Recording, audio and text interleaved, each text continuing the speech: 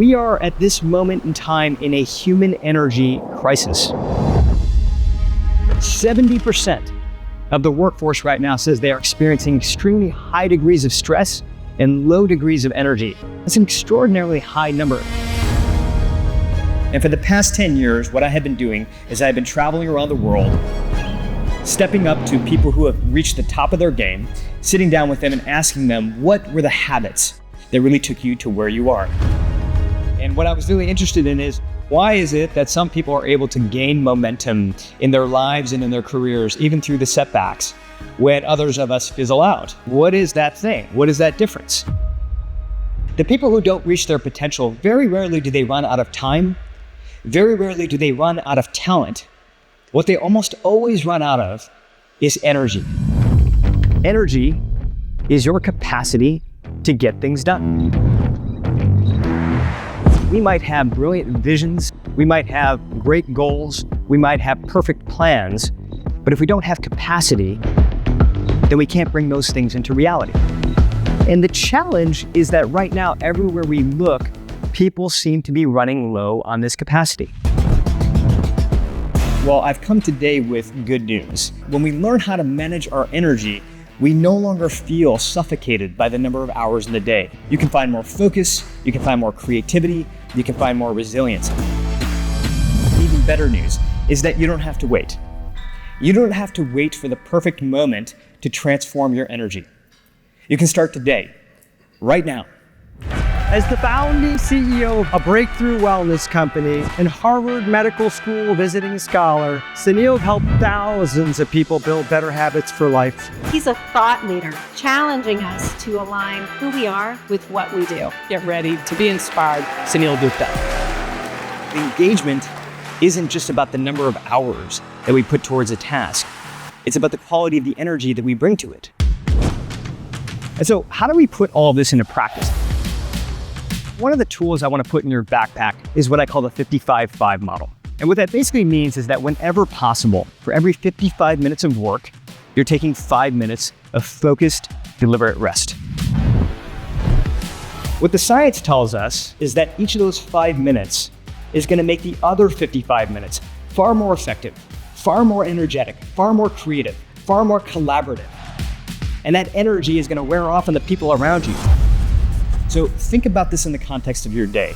How are you making decisions? How are you dealing with setbacks? We're not just talking about being happier or having more joy or having less stress. We're talking about being a better leader, having more focus. Every dimension that we really care about, all fire at a higher level when we're taking these short little breaks throughout the day. When people go to an event, they're not just looking for information and inspiration, they're looking for connection. That's one of the reasons that I run a note card exercise where I have you write down one thing in your life or your work that you're struggling with right now. And then for the course of 5 minutes, what we do is we start exchanging these cards around. And any card that you can relate to, I invite you to turn the card over and jot your name or maybe even your email address down in the back of the card. And over the course of that 5 minutes, you feel the room pull together in a really dramatic way. When organizers come up to me after an event, they say not only was that the turning point for the session, but it was a turning point for the event itself. You can't go a single day of your life without having an impact. The question is, what kind of an impact do you want to have? When we have this new energy, when we have this new level of vitality, how do we bring that into the world? And the way that we bring this into the world is by playing what I call the game of now. There are 3 words that tend to hold us back from what we want in life. 3 words. And those 3 words are, I'm not ready. The thing that I want to leave you with today is, after spending over a decade studying some of the most extraordinary people on the planet, what I can tell you is that they all had one thing in common. They were not ready, but they all played the game of now. One of my favorite examples of that is a story about this woman, Damayanti Hingorani. And what made her story remarkable is that she grew up in poverty.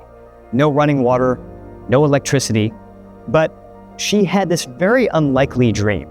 She wanted to become an engineer with Ford Motor Company. But there was one big problem.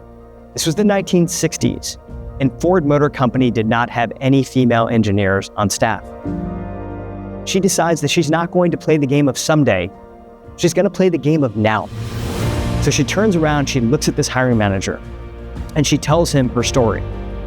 about all the sacrifice that it took for her to get to this country. And over the course of the next hour, this hiring manager is so inspired.